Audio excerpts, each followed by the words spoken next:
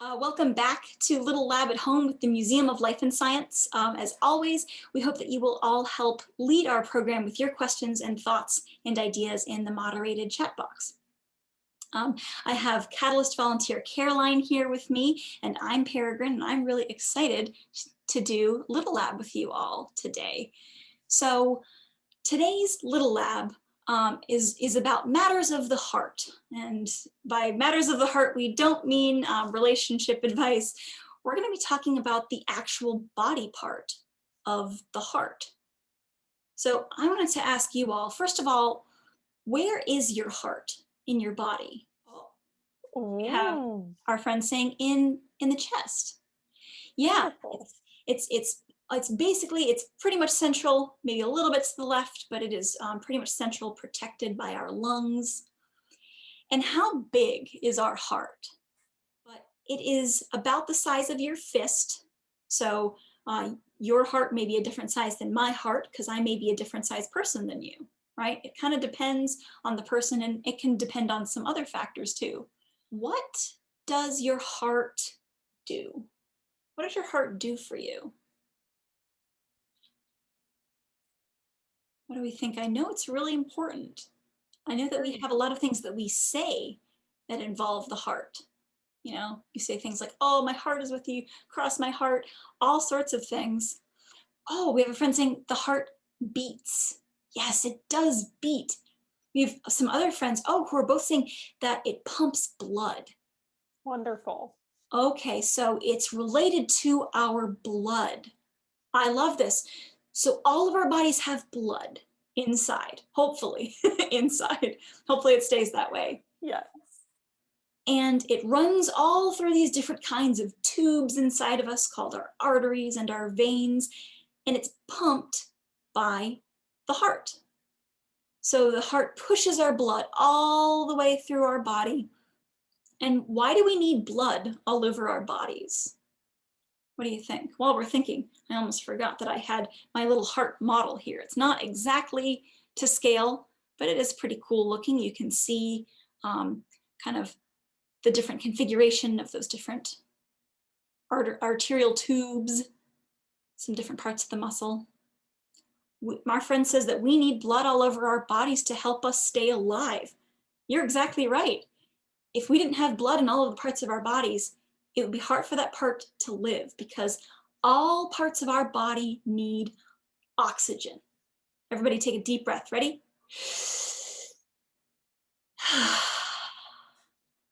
When we breathed in air, our bodies used the oxygen in that air, and our heart pumped the oxygen, which is carried by our blood, all through our body.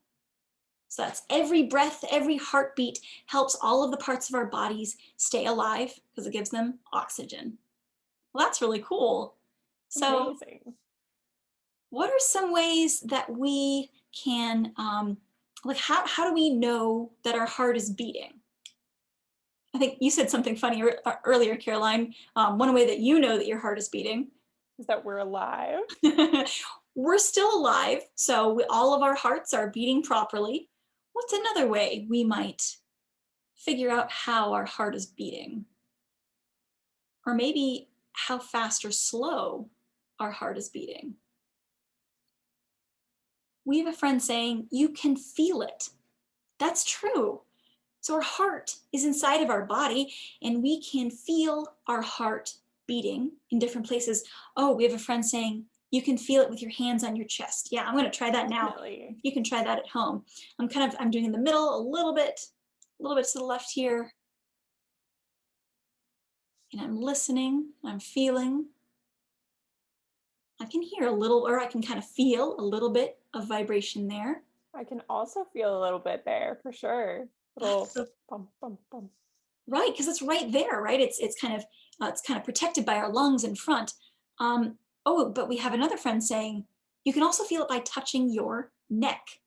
Now, is it just anywhere on your neck? What do you think, Caroline? I think there might be a special place on the neck you have to touch it. I agree. We want to Hmm. find a special place on our neck. If we go down the sides of our neck, and we can find it by finding the curve of our jaw and going down, Oh, we have a friend who's saying maybe on the left. That's true. I know that I tend to do mine on the right, but the left is also good. You can do it either side. I think both work. You're looking for your carotid artery on the side of your neck. And your arteries are one of those kinds of tubes you have that move your blood around your body, and they're very strong. So they kind of beat in time with your heart. So if you can find those arteries and you gently press against them, you can feel them beat. So if we're looking for our carotid artery, and I'm just feeling around, and I found mine right here. Yep, and I found mine as well right around here. So it can be a different place depending on how your body is built, right? But that's the place where we're going to be looking for it. If you're doing this at home, were you able to find yours on your neck, your carotid artery? I know that if you can't find it on your neck, there's other places to look for it too. Oh, we have some friends who are able to find it in their neck. That's awesome.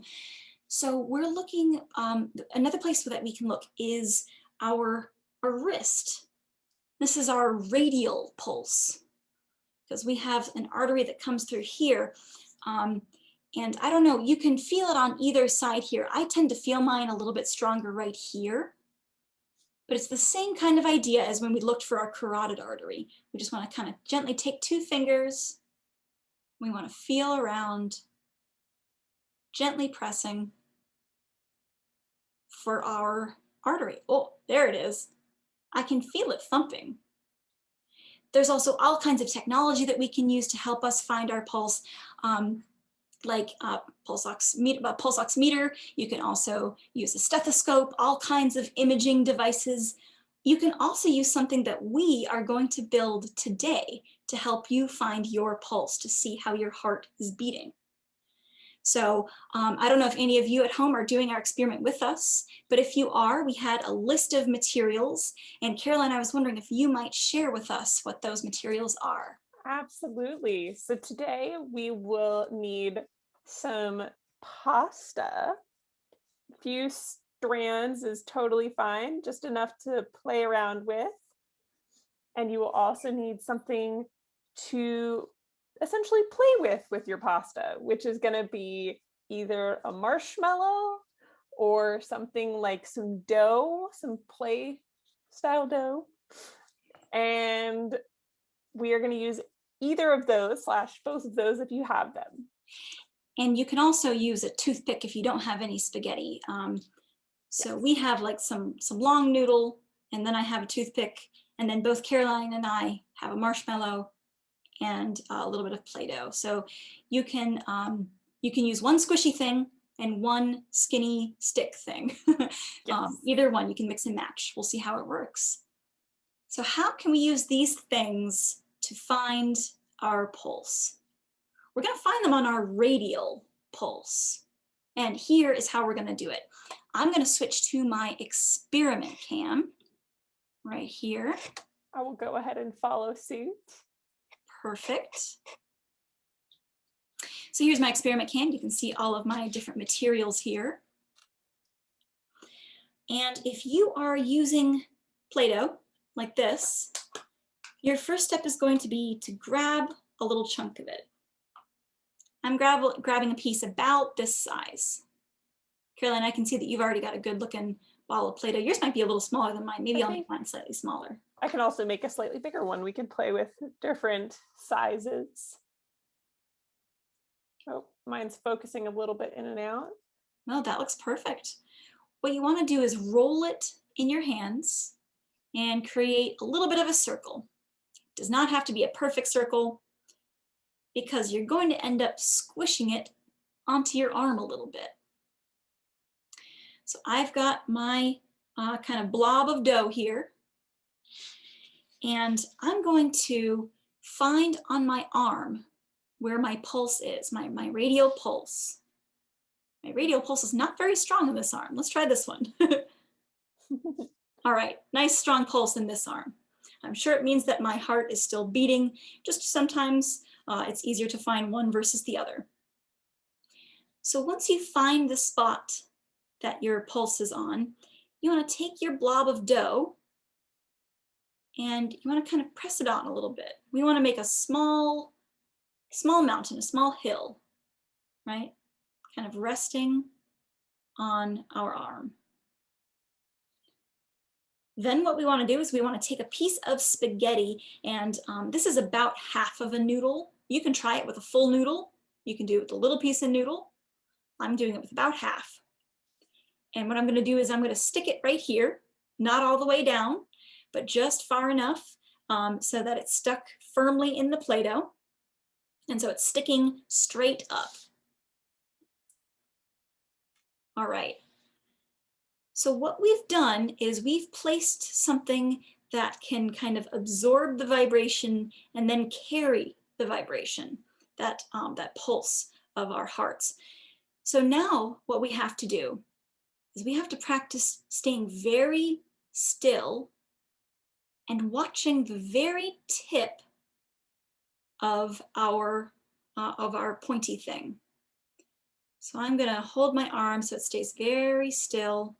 And I'm not sure if my camera can pick up on it because it's a tiny movement. And if you're having a hard time finding your artery pulsing, sometimes what we've seen people have a better luck with is if you put your fist on the table, kind of stretching your arm a little bit. So what you're looking for is a tiny wiggle. That wiggle at the very tip is wiggling in time with the beat of your heart. So what do you think? I don't know. Can you guys see my wiggle? Maybe not very well. Oh, Caroline, I think I can see yours. I think I can see a little bit of yours too. And yeah, mine's definitely starting to wiggle. Oh, mine's pretty fast. I think because I'm hoping that this works. Same here. Mine's definitely getting faster, it feels like. So our hearts beat at different paces depending on what we need from our hearts, right? If we are very happy or we're very excited or we're stressed or scared or if we're running a lot, our bodies are thinking, okay, we need to get a lot of oxygen to all of the body because it's in trouble or it needs something or it's very excited. So our heart responds by beating faster to get more oxygen to our body parts.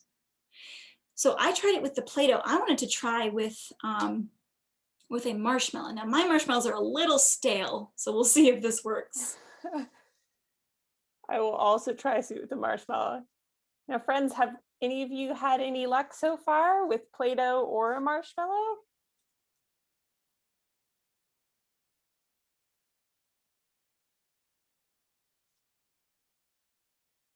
All right, sticking it right on there. Sounds like we have one friend who's had some luck. That's awesome. Yes, very exciting. I'm going to put a toothpick on mine because I think some of our friends might have toothpicks. So I'm going to give that a try. Oh, we have one friend who's working with a marshmallow. Oh, one friend who had some success with Play-Doh and spaghetti. That is awesome. I'm How going to bring great. mine right up here. One friend says that they want to eat their marshmallow though. That is always the trouble with this lab, and whenever we did it in person, that was a that was a bit of a struggle too. Definitely, they're very tempting. Depending on how fresh your marshmallows are, I'm sure that that's something that you can enjoy afterward. If your adult says that's okay. Mine are very stale, so I don't want to eat this one. Sounds like we have a little tiny beat. That's awesome. But I'll try Play-Doh and toothpick. Ooh, I like the experimentation. So this is the thing, right? We can try all sorts of different combinations. Even if you only have spaghetti and Play-Doh, like some of our friends did, you can experiment with different lengths of Play-Doh. And Of Play-Doh, of spaghetti too. So you can experiment with different lengths of spaghetti. You could try it with a whole noodle. I'm not sure that this will fit on screen. You could see if that makes it any easier to see. I actually think that that does help. Of course, it's a little hard for me to show you all. But that seems to help it wobble for me. What about you, Caroline? Ooh, it's a good question. I have a little one here for just a reference again. And it wobbles a little bit for sure. Oh, And yours if I looks great. This change, is a good comment from one of our friends in the chat. They're saying that the toothpick is too small and they like the spaghetti and the marshmallow. Or rather they like to use the spaghetti because it's longer. Oh, I see. And the marshmallow doesn't stick, hmm, but the Play-Doh does. That's some great pros and cons. I would agree with you, my friend. fabulous pros and cons. There's different ways that you can do it. There's different things that you can test, right? Like another thing we could test is using less Play-Doh. We could use more Play-Doh. We could experiment with all different combinations of our materials here. I'm gonna bring my face cam back. Sounds good. The other thing that we can do is, now that we know how to measure our pulse and see how fast our heart is beating, we can try some different ways to make our heart beat faster or slower, right? So some things that make my heart beat faster when I run, or when I'm out of breath, when I'm playing a sport, when I'm doing something like that. And then things that make our hearts slow down is taking deep breaths, sitting or lying down. Our hearts slow way down when we're sleeping, right? So you can try getting your heart pumping faster or slower and see how it's reflected in your little pulse measurer, which you have made today. Well, friends, I have really enjoyed talking about the heart with you today. I hope that you'll continue experimenting with your different parts, mixing and matching them. I know that I will. It was Um, so fun. Absolutely. Same here. It's tons of fun. I hope you can join us next week for Lab at Home, which is going to be an all ages friendly lab at home for Triangle Learning Days. It's called Biome in a Bottle. We're going to be making our own terrariums, which will be able to survive closed off for years to come. So I hope you may be able to join us on that one. Thank you all so much for being with us today. Caroline, thank you for helping us with today's Lab at Home. Thank And you we'll for see you. having me. Yeah, we'll see you all next week, friends. Bye, friends.